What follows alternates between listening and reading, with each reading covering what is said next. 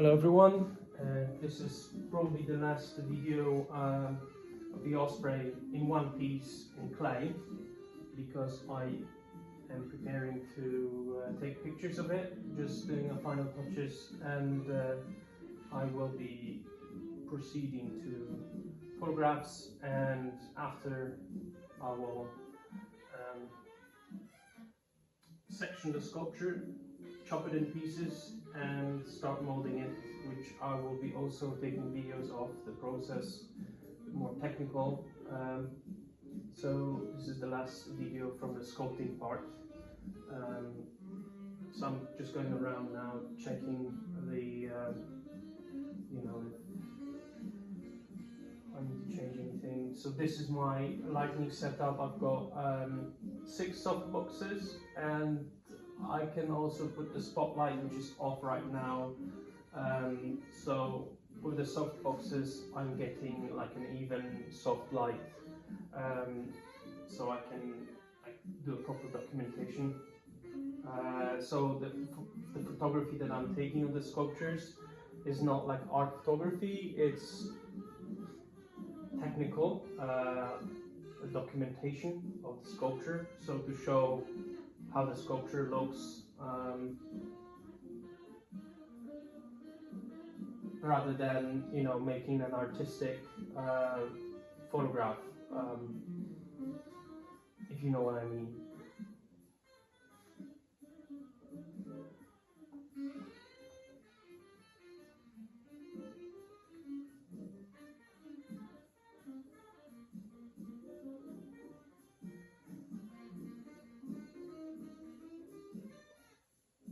Of course, the sculpture is going to go through the whole process of molding and casting in wax, and then casting again in bronze. So these stages will affect everything, you know, the surface, and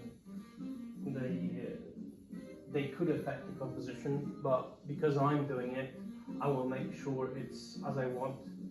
What I'm talking about is when the sculpture is sectioned, like probably I will take off the wings, the head, the leg, the fish separately, and this branch separately. So that is like, what, 6 pieces? 1, 2, 3, 4, 5, 6, 7 with the torso. Because the tail is going to stay on the torso. That means when assembling it, you can manipulate the angle, as well as during the wax and ceramic shell molding, things can distort, wax can bend, and the cast shrinks as well. So, you know, some elements are going to be poured solid, like definitely some parts of the wings will be solid, if not the whole thing, the legs. However, the torso will be hollow and the branch will be hollow inside. So all these things have an impact, and on the final look, as well as the patina, which will bring out all the details, everything that is on the, like all the high points are gonna come out, and they are going to come even closer to the front, and the deeper elements are going to get darker, so they're going to appear as they're deeper in the back, so the contrast will be stronger. Things like that. So it all, you know, you have to have that all at the back of your head when you are, you know, thinking about sculpture. At the same time, when you are thinking of the process and all the technicalities that are involved with the sculpture, you may tend to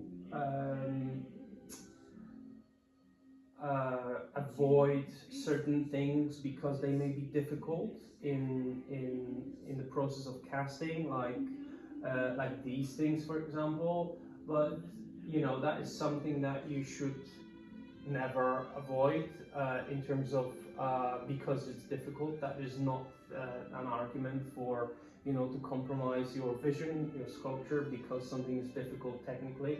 Then if you're not capable of doing it from technical point of from technical perspective, then ask somebody who is more capable to help you, but don't compromise your artistic vision because you know you're gonna do something, you know, worse because you can't technically execute it. But it is possible to be executed. Then just find a way, get somebody to do it, help you, or just do it yourself. Learn.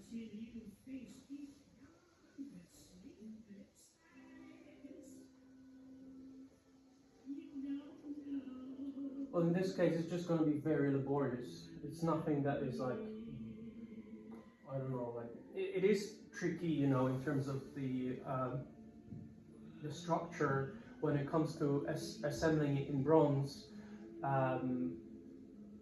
It is quite a large volume of bronze suspended in the air. Therefore, I have planned to insert a stainless steel structure that will be supporting the whole sculpture, and it will be embedded inside this branch and going inside the eagle. And there is the other branch coming from the back here that, you know, came out later on, but it works in terms of composition, so I'm very happy about it. And it's going to help and support, you know, which is structurally creating that triangle here, because the fish is touching the branch here, so it's creating three points of support, which is great. I think this is going to be, you know, stable, strong, and with the additional like structure inside, it's going to definitely be, you know, safe. Well, apart from that, mentioned earlier, the nest. So the nest is going to come here. I'm going to extend this platform and sculpt the nest on top. But I am going to do that in the meantime as the eagle is being casted. So I'm going to take pictures now and mold it, and I'm going to produce another extra wax for myself that is going to be basically that sculpture in wax. And so this extra wax, apart from the ones that are going to go to the foundry for casting, that wax is going to serve as a model, which will replace the sculpture, and I will be able to, you know, sculpt the nest.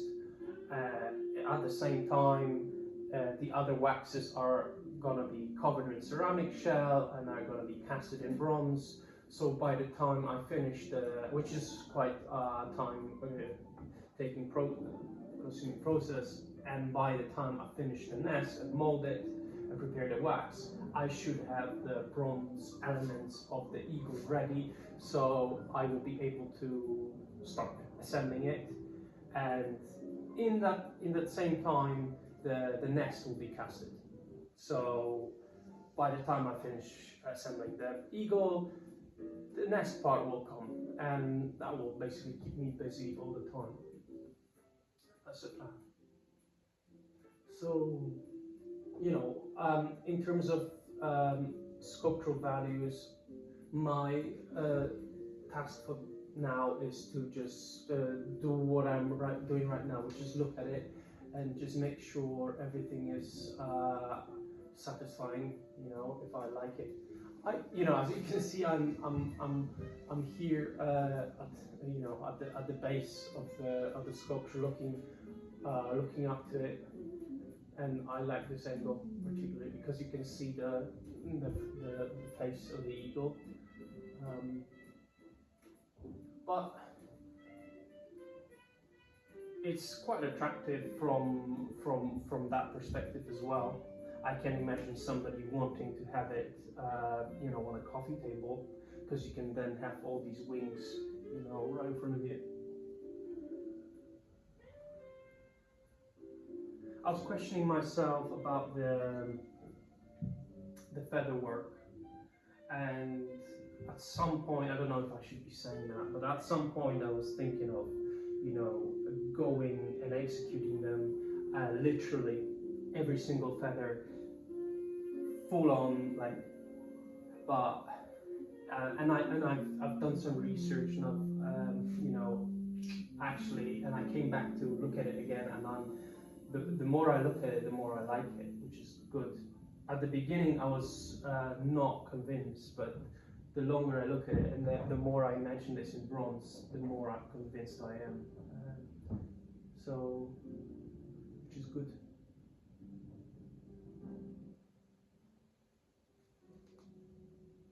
It's got that freshness that if it was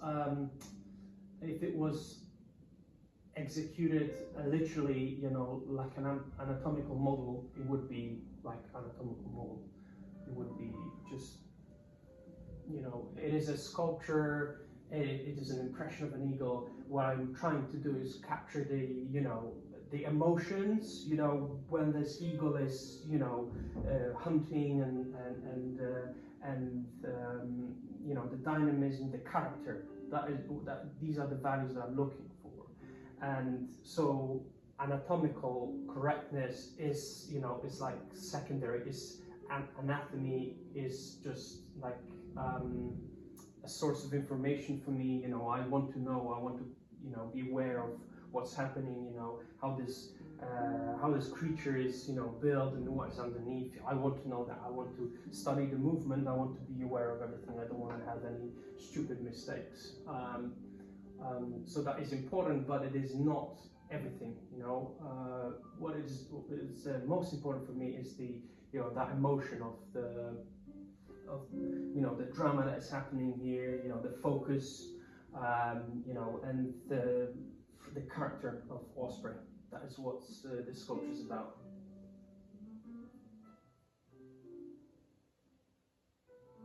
The determination, you know, to survive, to thrive.